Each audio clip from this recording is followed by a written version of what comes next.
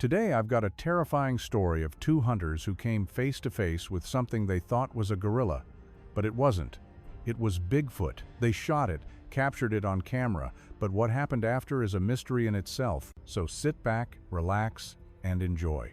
But before we start, make sure to like and subscribe and share this video with anyone who still doesn't believe in Bigfoot. Alright, let's begin. I don't tell this to many people, not because I'm scared of how it makes me look, though I am, but because once you hear it, you start watching the edges of rooms. You start looking over the hood of your car before you get in. You start noticing how quiet it gets right before something big moves. I used to think silence was peaceful. Now it's a countdown. This happened in Washington, south of Mount Baker, not far from where the forest turns into old logging cuts and narrow roads that feel like they were carved by one stubborn guy with a bulldozer. It was autumn, cold at night, dust dry in the day. The kind of blue sky that makes the timber look sharper. No wind, no rain, just that clear light that shows you everything and still manages to hide the only thing that matters. I'm 35 now. Back then I was 32. I run an outdoor gear company with my best friend Jake. He's 3 years older. We met when we were broke and do-it-yourself, shipping orders from a storage unit, editing product videos on a laptop balanced on a plastic bin. We got lucky. We worked like hell. We got rich enough to pretend we weren't rich. We hunted because we liked it, not because we needed to fill a freezer. That's important. People hear hunters and paint a picture. Ours is different. We're tech guys who shoot straight. We understand ballistics and shot placement. We practice at the range. We're not weekend warriors. We're careful. We're competent. That matters later, when people start questioning whether we fabricated this Bigfoot encounter. We went up there because we'd been hearing the same thing you probably have if you ever fell down the right rabbit holes online.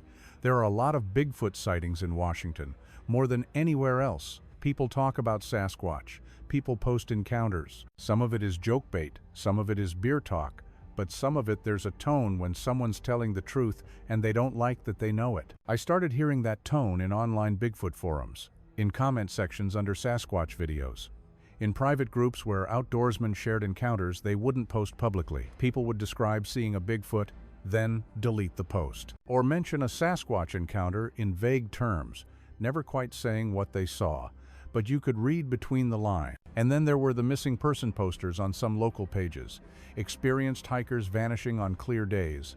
Hunters never returning from areas known for Bigfoot activity. I'm not saying those were connected to Sasquatch. I'm saying they were in the same folder in my head and I couldn't stop opening it. We were supposed to be on a simple weekend deer hunt with expensive gear and a dumb idea that we might catch something weird on a trail cam, maybe film a Bigfoot.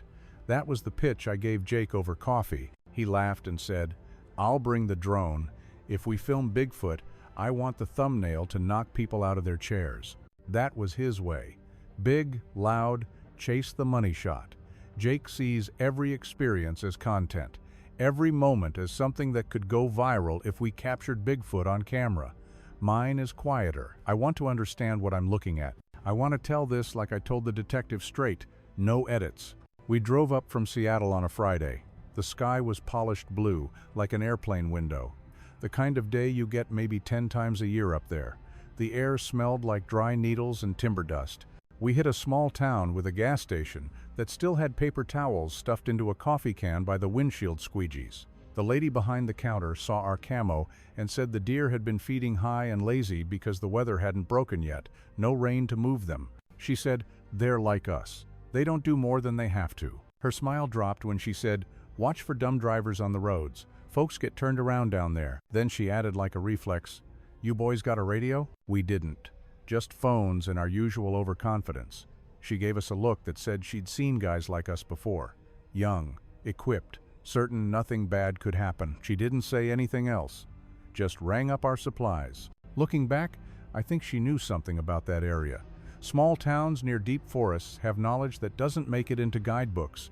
They know which areas are unlucky, which trails have too many Bigfoot sightings that never get officially reported. We reached the forest that afternoon. I'll skip the gear list. It was more than enough. We checked one gate closed, drove farther, found a spur with ruts like dried rivers. Pines, firs, vine maple going red. Dust kicked up and hung behind us like we were dragging a tan ghost. We parked near a slash pile. You could see 30 yards into the timber, not more. Between the trunks, it felt like a gallery of shadows. Clear day, yes, but the woods eat light in a way that's hard to explain. You walk 10 steps in, and your eyes are working harder. Perfect Bigfoot habitat, dense, dark, isolated. We hiked in quiet as we could. The only sound was our boots on dry duff, and that high metallic tick from the truck cooling down. We followed a faint game trail into a draw. There was elk scat, old, and a bed that looked used a week ago. We hung one trail cam low and one high because Jake likes angles for potential Bigfoot footage. He sent the drone up for a quick look at the ridgeline. The video was boring. Brown lines of clear-cut, green islands of timber, a couple old roads. Nothing moving except one hawk riding a thermal like a lazy hand. That first night, we slept in the truck under a clear sky that made the stars look aggressive. No wind, no sounds except faraway coyotes. Then nothing. The kind of nothing that's so big you notice your own breath. I remember thinking how good it felt.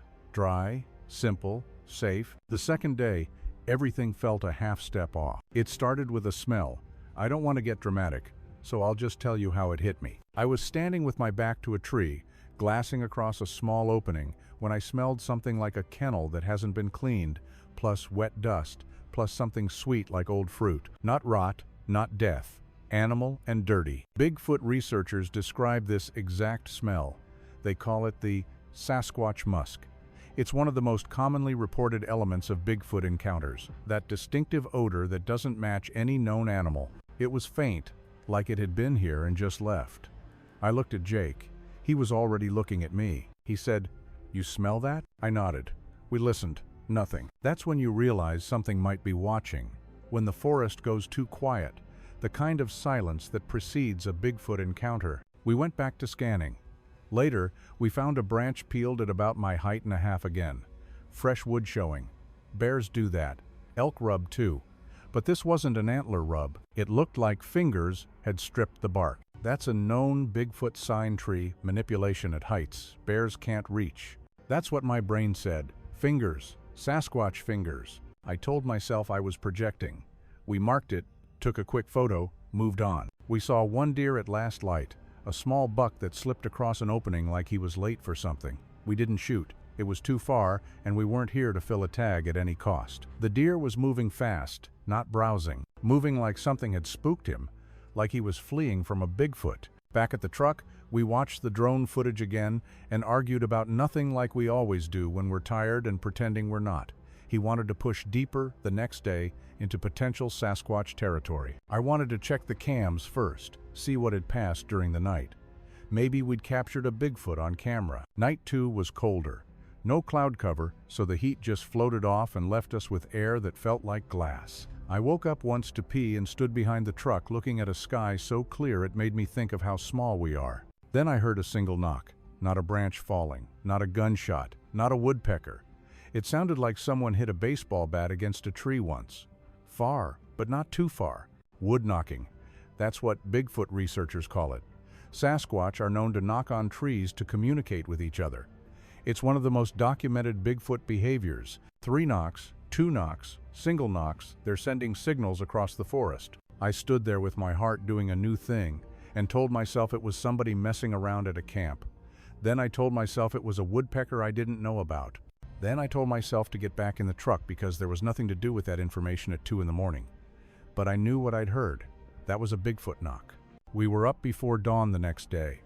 I remember the windshield was fogged from the inside and I wiped it with my sleeve and left a smear that kept catching the sunlight all morning. We hiked out to the cams. The light was that clean, low angle that turns dust into tiny floating particles. Our footsteps sounded too loud. Dry pine needles, little sticks snapping, no wind. You could hear a squirrel from 50 yards. We were moving through prime Bigfoot country, and everything felt exposed. We reached the first camera. A couple deer at night, a raccoon at 4 in the morning.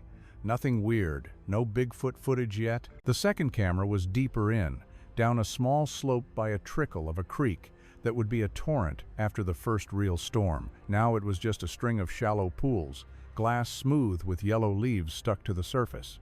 We didn't see prints. The ground was too hard. The second camera had 3 clips of nothing.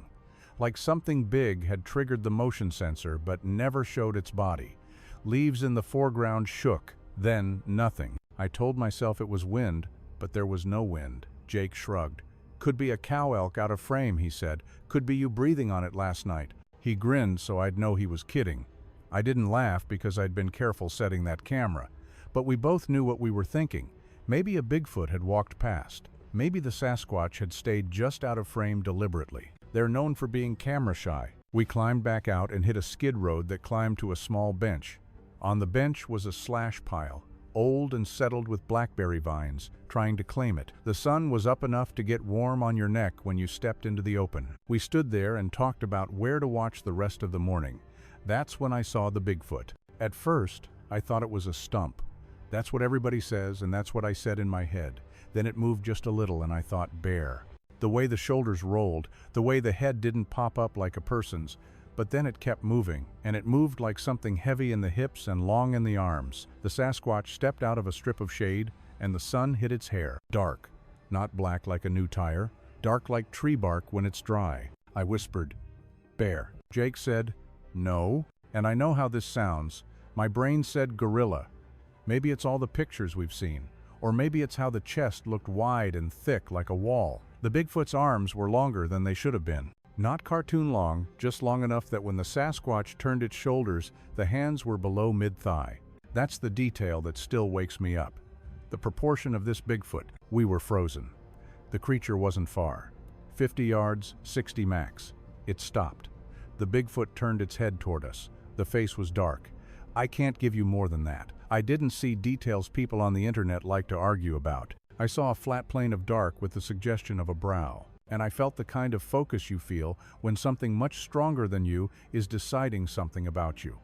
The Sasquatch wasn't curious. It wasn't afraid. It was like a guy stepping into a bar fight, not to start one, but not to back away either. The Bigfoot took one step forward. I swear the air changed, not the weather, the pressure in my chest. I heard my heartbeat. Then the Sasquatch moved quick, not sprinting, not a cartoon charge. A straight line at us like a coach walking through a crowd who knows everyone will step aside. This Bigfoot was coming for us with purpose. I didn't think. That's not me making an excuse. That's the truth. I brought the rifle up. I said something that wasn't words. Jake did the same. I remember the safety click with too much clarity. The Bigfoot took another step. There was no tree between us big enough to matter. I shot. I expected a roar or a scream or some movie sound. What I heard was a big person taking a hit and losing their breath for a second, a deep huff and a stagger from the Sasquatch. The creature turned halfway like it was going to cut right. Jake fired. The Bigfoot collapsed backward. The ground shook under my feet the way it does when a big animal hits hard. Dust puffed, then the dust settled, and there was no movement. We'd just shot a Bigfoot, a real Sasquatch. The thing that wasn't supposed to exist was lying dead in front of us. We stood with our rifles at our shoulders for a long time. I don't know how long. Long enough for my arms to get tired, long enough to feel the blood leave my face and then come back. When I finally lowered mine, I realized I was shaking so hard I couldn't trust my hands. We argued then, not with words you'd want your mother to hear. We said, what the hell? A lot. We said gorilla again because nothing else would land. We said, what if that was a guy in a suit? Then we shut up because saying it out loud made it too big. The reality was setting in. We'd either just killed a person in a Bigfoot costume, or we'd killed the most important zoological discovery in modern history. I didn't want to step closer. Jake didn't either. We circled slow, watching, keeping our distance. The Sasquatch was on its back, arms at weird angles, like it had been trying to twist when it fell. The chest rose once. I swear it did. One shallow rise and fall, then nothing. The Bigfoot was dying or already dead. The mouth, if that's the right word, was half open. The teeth didn't look like anything special. Not fangs. Big human, big plus a little. The nose wasn't a snout. It was flat, wide, almost human, but not quite. The hair was thick and coarse, not long like a horse tail. More like guard hair on a big dog with a softer layer underneath. Exactly how Bigfoot witnesses describe Sasquatch fur. There was a smell, but not what I'd expected from a dead Bigfoot. Musky, yes, like an animal that sleeps in the same spot a lot. But not rot, not death, not yet. I didn't want to touch the Bigfoot. My brain was swinging between, you just killed a person, and you just killed something that shouldn't exist. Both thoughts made my legs feel weak. Jake said, "We need to film it." I said, "Don't post this." He said, "We have to film it. This is Bigfoot. This is proof of Sasquatch." He took out his phone. 10 seconds. That's all we have. 10 seconds of a Bigfoot on its back with its arms out and its chest still enough that you can argue about whether it moved. You can see one foot in the Bigfoot footage. The sole is pale and broad. Not a boot, not a bear paw. A Sasquatch foot. Exactly how researchers describe Bigfoot: feet flat, broad, humanoid, but larger. We ended the clip because we were arguing again and we didn't want that on the audio. I said we needed to call someone. "Who do you even call when you've shot a Bigfoot?" He said, "We need proof in case someone steals the Sasquatch body." He wanted to cut a lock of hair from the Bigfoot. I said no. Then I said yes. He pulled on a glove, and when he leaned in toward the Sasquatch, he caught a cluster of hair on a broken limb. It came away, stuck to the glove. He held it like a person holds a spider web, like he didn't want to feel the Bigfoot hair on his skin. We put the Sasquatch hair in a zip bag. Physical evidence of Bigfoot. I told him to mark the GPS coordinates. He already had. We backed out. We didn't run. We walked the way you walk when your body wants to sprint, but your head is saying, if the Bigfoot isn't dead, running will make it worse. At the truck, I tried my phone. No service. Of course. We drove until we had bars. I called the county, then the state. I didn't say Bigfoot. I didn't say Sasquatch. I said we had shot a large animal we couldn't identify, and we needed an officer out there. The dispatcher asked if anyone was hurt. I said no. She asked if it could be a person. I said I didn't know. That was the only honest answer. Because if it wasn't a Bigfoot, if it wasn't a Sasquatch, then what the hell was it? She told us to stay with the truck and not go back in. That last part I didn't follow. We drove back to the spot and waited at the spur so they could find us. Then we didn't wait. I couldn't sit there.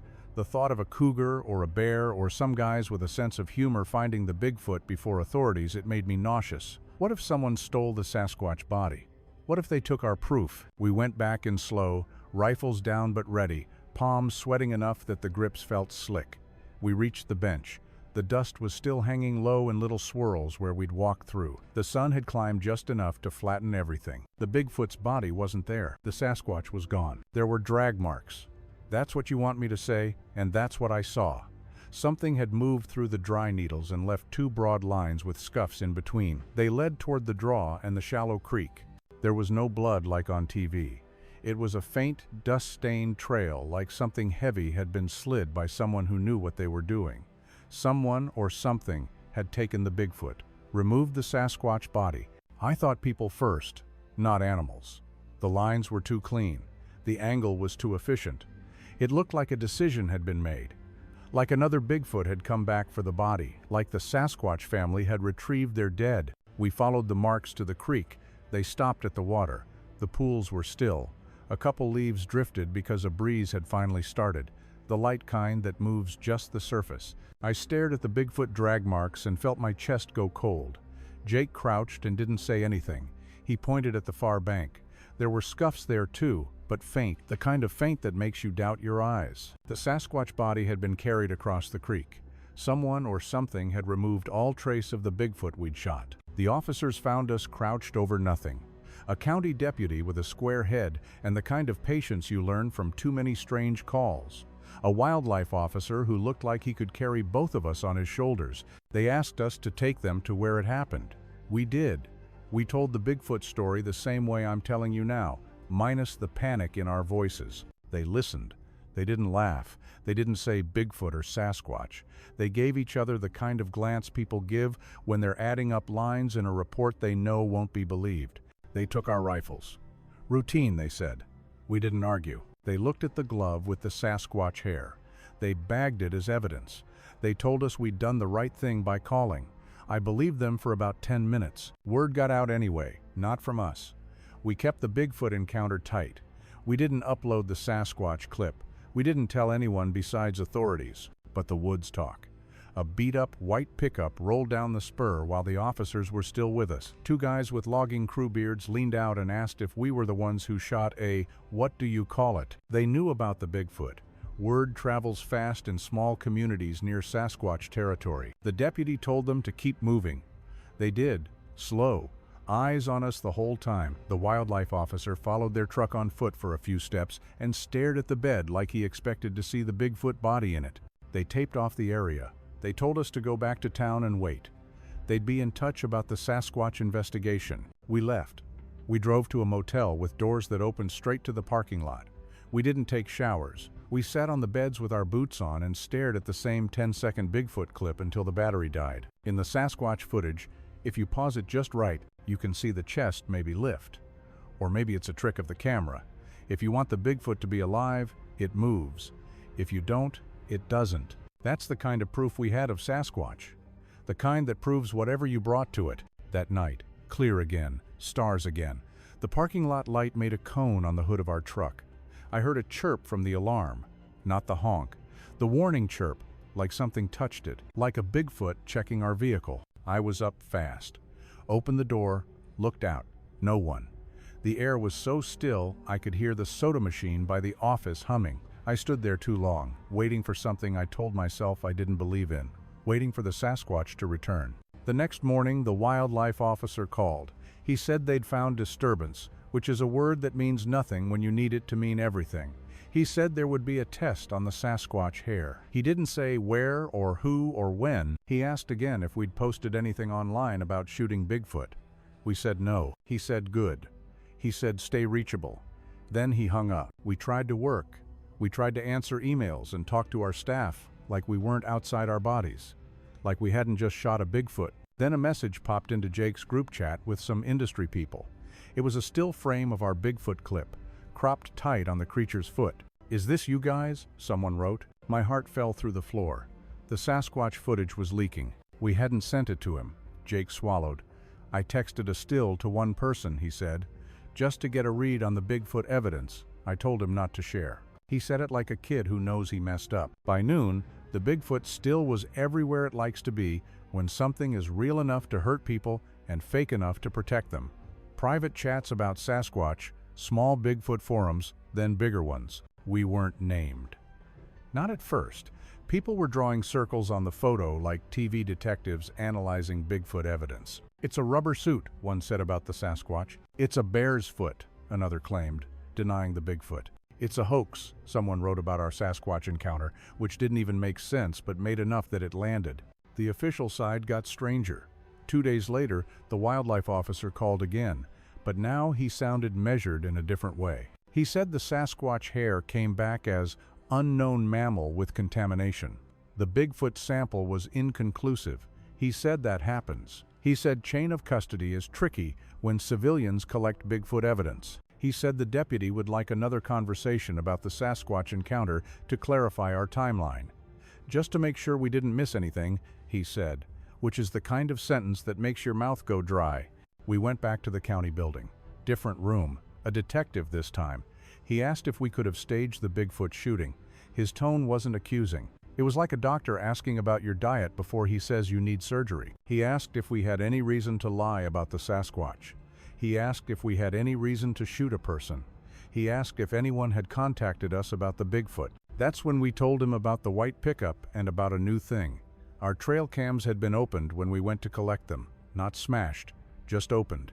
The SD cards were gone. Someone had stolen potential Bigfoot footage. We had only the Sasquatch clips we pulled with the app the first day. The detective wrote that down and didn't look surprised. "Could be kids," he said. "Could be someone who thinks they're helping cover up Bigfoot evidence." He didn't say who he thought they were helping. I didn't sleep, not for days. When I did, I dreamed of the way the Sasquatch's arms lay wrong. I dreamed that I would walk into my kitchen and the Bigfoot would be sitting at the table, calm, like it was waiting to finish a conversation about why we killed it. I started checking the backyard before I let the dog out, looking for Bigfoot signs. I started standing near windows without turning the light on so I could see out, but no Sasquatch could see in. That's not a thing a healthy mind does after a Bigfoot encounter. Jake and I fought about the Sasquatch footage. He wanted to post the Bigfoot clip and blast the story and hire a lawyer and make it a media circus we could control. If we put it out first, they can't say we're hiding the Bigfoot evidence, he said. We'll tell the Sasquatch story clean. We'll own our mistake if it was a mistake. What mistake? I said. Which one are we owning? Shooting the Bigfoot? Filming the Sasquatch? Losing the body? We were both right and both wrong. We didn't post the Bigfoot video. He said I was letting fear run the show. I said he was letting attention run it. We stopped being on the same side about the Sasquatch for a while. A week in, a guy from a podcast called. Not a small one. A major Bigfoot show. He'd heard through a chain of people that starts with a friend and ends with, "Don't repeat this Sasquatch story." He said he could protect our names. He said this was exactly the kind of Bigfoot story his listeners live for. He said the word platform like it was a bank account. I told him no. Jake wanted to say yes to sharing our Sasquatch encounter. I hung up before we had to agree. The strangest part wasn't the internet or the Bigfoot tests or the official words.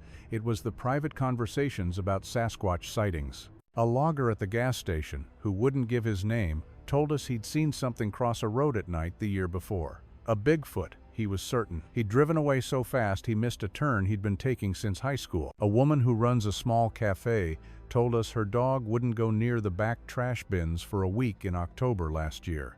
She never figured out why. But Bigfoot encounters often involve animals acting strangely, dogs refusing to go into certain areas, horses spooked by Sasquatch presence. A bow hunter we met on a trail said he'd heard steps matching his on a ridge 2 years ago, following him. He was proud when he told the Bigfoot story, then ashamed, like he was confessing weakness. The human brain is a pattern machine. It will feed you shapes until you starve on them. I know that. But I still started seeing the Bigfoot pattern everywhere, Sasquatch connections in every strange story. Another official call came. The Sasquatch hair test, now sent to a different lab, came back as deer with possible human handling. The Bigfoot evidence was being explained away. That means nothing. That means everything. It means we took fur from a branch that an elk brushed and then I touched it and now the Bigfoot hair is contaminated. Or it means someone wants me to feel stupid about the Sasquatch encounter.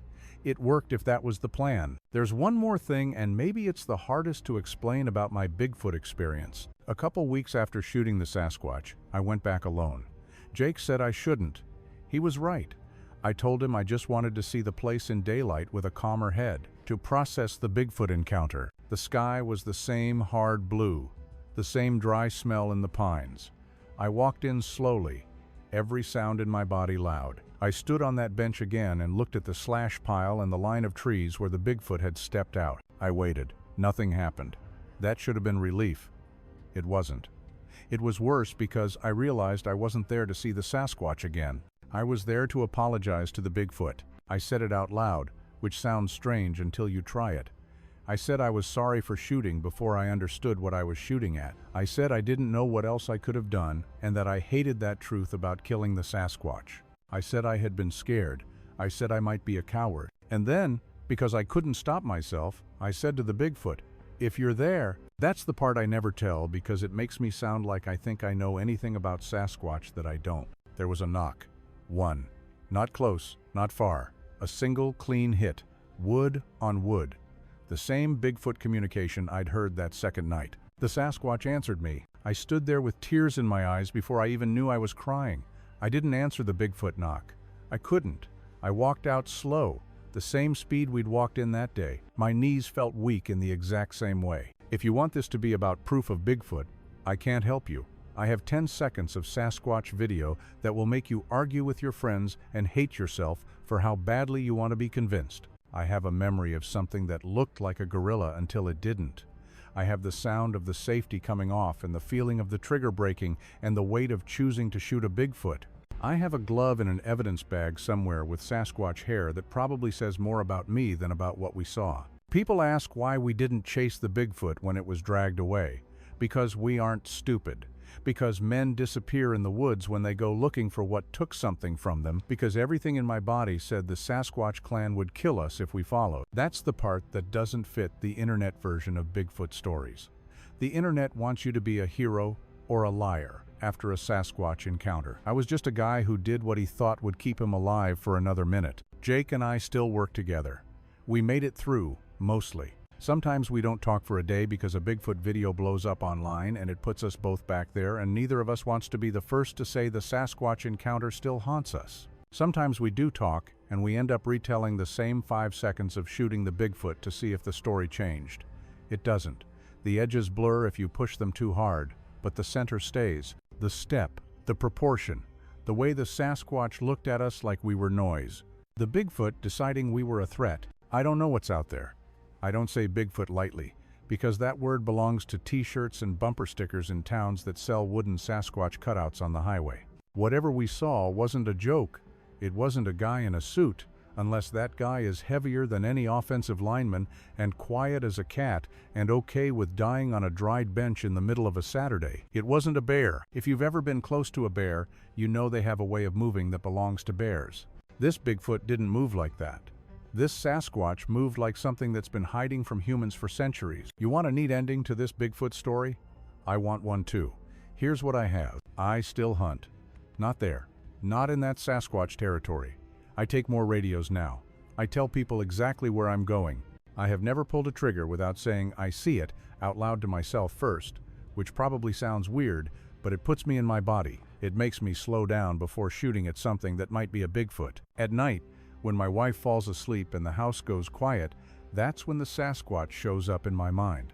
Not the creature, the moment, the way the sun laid across the needles, the sound of dry dust lifting when the Bigfoot hit the ground, the feeling that somewhere just out of sight, something big is listening and deciding if you're worth the trouble, the way the woods held their breath when we shot the Sasquatch and then exhaled when it was over. And one more thing, the knock in the trees 2 weeks later.